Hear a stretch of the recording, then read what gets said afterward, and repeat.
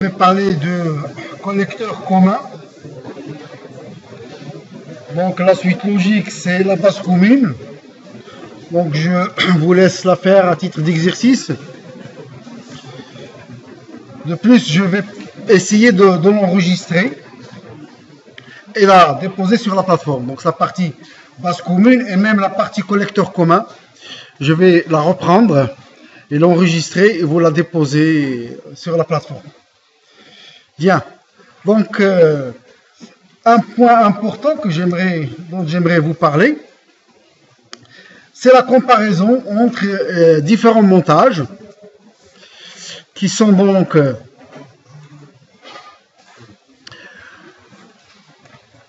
le montage émetteur commun,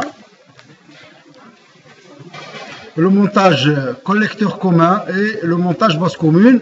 Ça permet de fixer les idées, d'une part. Il y a quelque chose qui ne va pas?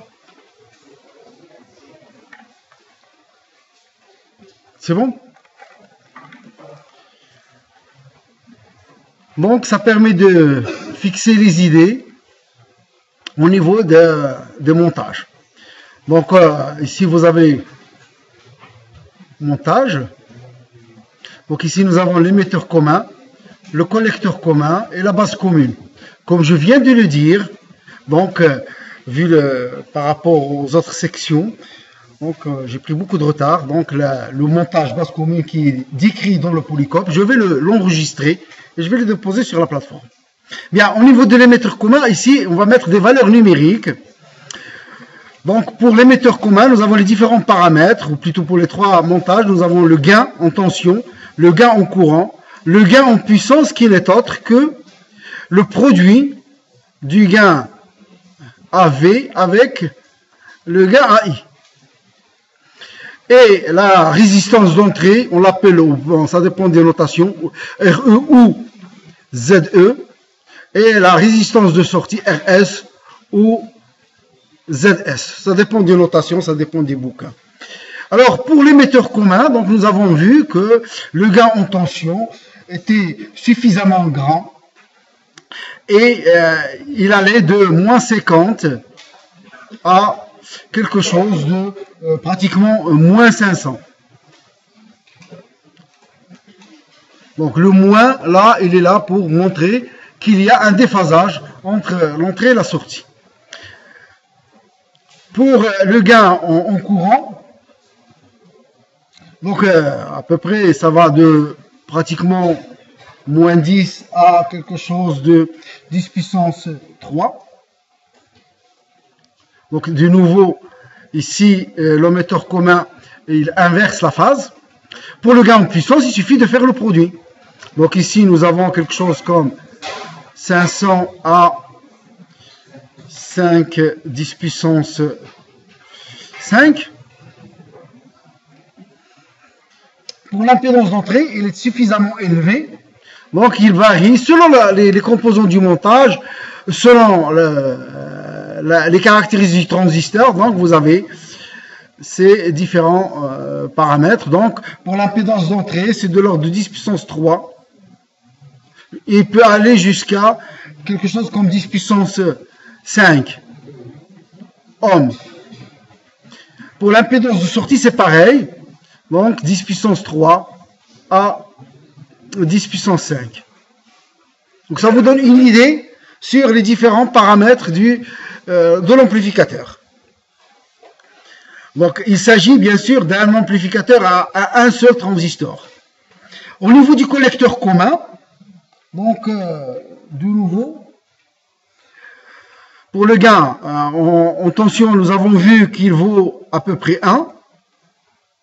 Il n'y a pas de gain en tension. Par contre, pour le gain en courant, il est très très fort.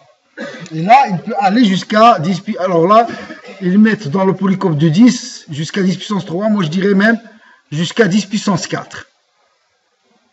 Vous remarquez qu'il n'y a plus de signe moins. Le collecteur commun, il n'inverse pas la phase. Pour l'amplificateur en puissance, bon, ben, il suffit de faire le produit. Donc 10 à 10 puissance 4. C'est le produit de cette colonne par celle-ci. Par contre, pour l'impédance d'entrée, l'impédance d'entrée, il peut aller, je dirais, de 10 puissance 3 à 10 puissance 6 ohms.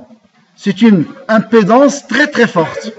Ici, c'est une impédance, on dit moyenne, mais ici, c'est une impédance d'entrée très très forte.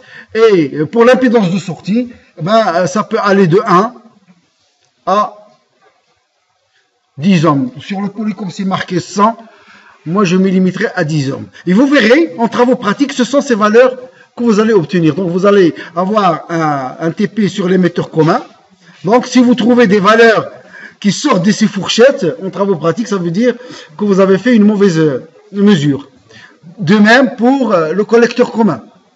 Alors, le collecteur commun, vous pouvez trouver peut-être moins de 1 ohm. C'est possible. Pour l'impédance de sortie pour un collecteur commun, parfois on mesure moins de 1 ohm, c'est tout à fait possible. Alors, pour la base commune, donc c'est le gain en tension, c'est de 50 à quelque chose comme 500. Donc vous verrez sur le polycope, ou bien sur l'enregistrement que je ferai, donc je vais faire des applications numériques. Alors pour le gain en courant, il est égal à 1, très faible. Pour le gain en puissance, donc c'est de nouveau 50 à 500.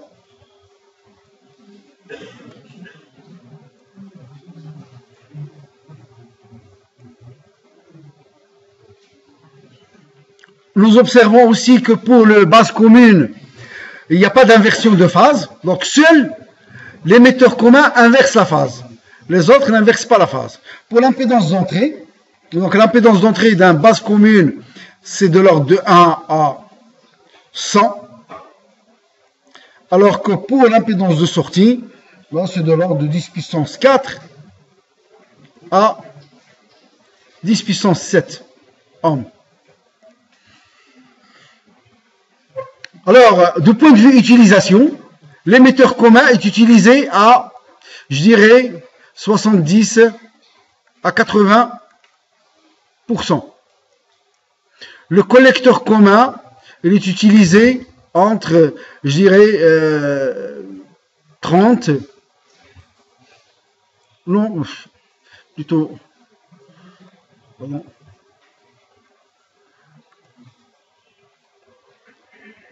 20% à peu près.